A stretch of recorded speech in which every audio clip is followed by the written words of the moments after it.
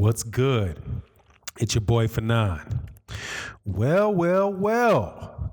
Somebody named Terrence Crawford got a heck of a lot of views on ESPN.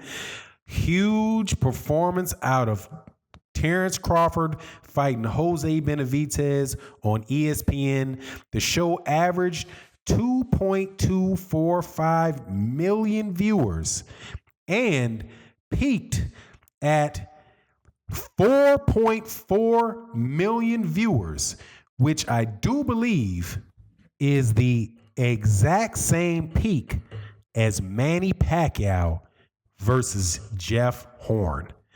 The ESPN show for Jeff Horn versus Manny Pacquiao was a little higher on average at 2.81 million views. That is, and it had a 1.6 rating by Nielsen, but Terrence Crawford, I think, had a 1.8. I think it had a 1.8 average viewership, not viewership, the Nielsen ratings. It's either 1.6 or 1.8 metered rating. I'm not very good on what that means, other than that's a whole lot of people tuned in to watch Bud, and Bud packed the stadium in Nebraska. Yeah, Bud is the number one dude for Top Rank. He's the number one dude at ESPN, and they made a very good decision putting that network boxing program on the back of Terrence Crawford, a popular American fighter, Black American fighter, and it is absolutely wonderful to see. Telling you even more so that we need to see this fight with Errol Spence and Terrence Crawford sooner than later, because both these dudes' popularity is on the rise. Now, Terrence Crawford, Errol Spence Jr.'s, I think he did like 800,000, something like that on Showtime. But of course, we know that the difference between Showtime and HBO viewership is that there's a lot more people that can watch Terrence Crawford on ESPN than they can watch Deontay Wilder or Errol Spence Jr. on Showtime, just because it has a lot more viewers. But this also, compared to what people were doing on Fox, because I do believe that Andre Berto, was it Andre Berto versus Sean Porter, or it might have been Andre Berto versus one of those Showtime cards. I'm not going to do the numbers out. One of the Fox cards got over 1 million because there's just more people that can watch. But this tells you, man, that what Abel Sanchez said about black fighters not selling and not being popular is not true.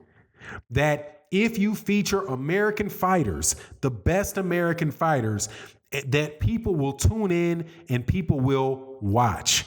Now, it's a very good thing because the fight went so long that it was able to draw a lot of views. It would be interesting to know when the peak was for ESPN, but it was a good fight.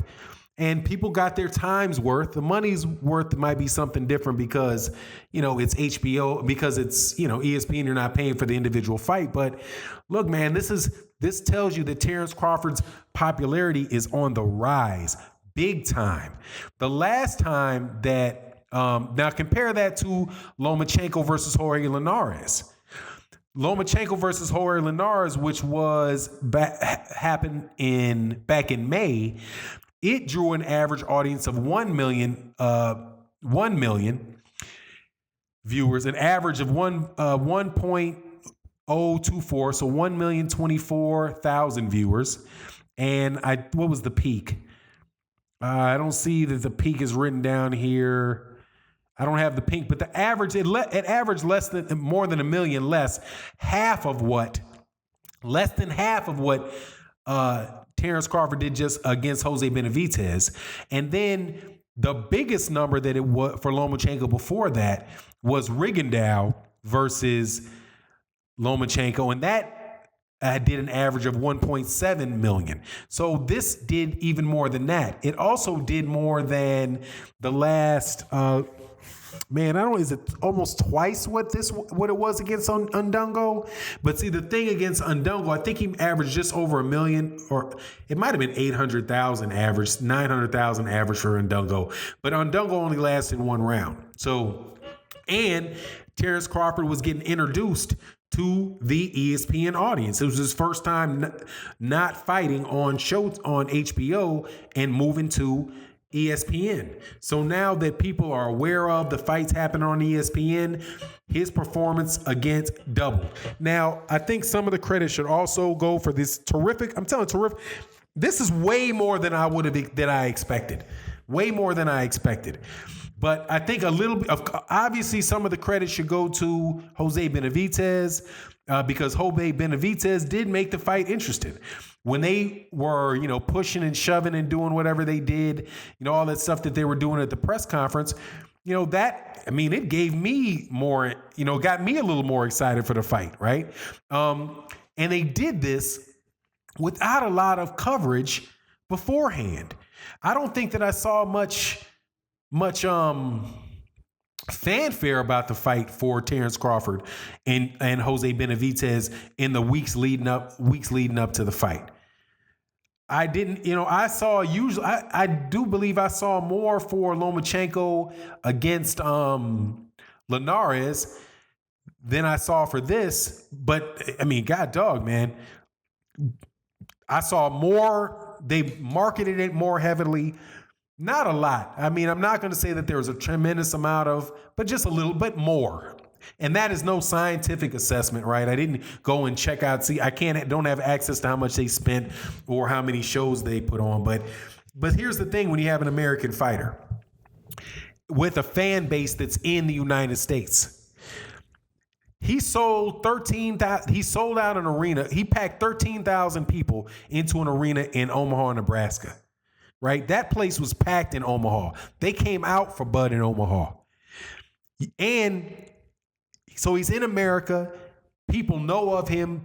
His community talks about him. And because he's getting this talk about being the pound for pound best fighter in the world, you got him in the word. And he's got a lot of people who have been talking about Errol Spence Jr. into the lead up of this fight. There was also a lot of conversation about whether Errol Spence Jr. and Terrence Crawford were going to fight. So I think that now that there's that buzz going around about a potential mega fight between Errol Spence and Terrence Crawford, people are interested to see both of these guys fight. Now, what does this mean going forward? It's going to be interesting to see whether or not they are happy with this. I know that ESPN has to be happy with this. If you can get a peak of 4.4 million people watching, dude, that's huge. Especially when you think that's the same peak that you got. Like I said, that's the same peak that you got for Manny Pacquiao. I didn't expect a peak of 4.4 million. But when two fighters, a conversation is going on every day, and it's been going on for a while. The lead up to this fight, there's been a lot of talk about Terrence Crawford, not on ESPN, but in boxing circles, on YouTube conversations going on the different, in between conversations going on in between fight fans. Ever since Terrence Crawford, and this is something Todd DeBuff said. Todd DeBuff said, look, when he was responding to Bomac saying, hey, look, we're not going to do what they did over there at Showtime and give us all the attention. But pretty much ever since people started talking about Errol Spence Jr. not saying Terrence Crawford's name, there's been a big heated conversation going on about it. So, hey man, I think that more than any type of real marketing that was done on the behalf of Terrence Crawford, by Top Rank on behalf of Terrence Crawford, led to a whole lot of interest in this fight. So I am now super excited to see what's going to happen with Showtime, and with this says a lot for Deontay Wilder and Tyson Fury too, because there's even more conversation going on about Tyson Fury and Deontay Wilder than there was about Errol Spence Jr. and Bud Crawford. When Errol Spence Jr. fights his next fight, you're going to see a lot of the Terrence Crawford fans. You're going to hear a lot of conversation going on about Bud and Terrence Crawford leading up into Errol Spence Jr.'s next fight. It would be even more so if these dudes like Sean Porter and Keith Thurman will come back and fight so they could get some of this boost. But they're not going to get the boost because people ain't caring about them because they don't think that they actually want to fight the best. So, hey man, this is good news. Congratulate more than anything, more than the big contract, more than that. Congratulations to Bud Crawford for proving that this dude is a real draw and a real force to be reckoned with in boxing as far as his popularity. It goes to show you that black fighters, no matter what Abel Sanchez says and guys say about people being boring and people not wanting to fight, you can sell American fighters in America.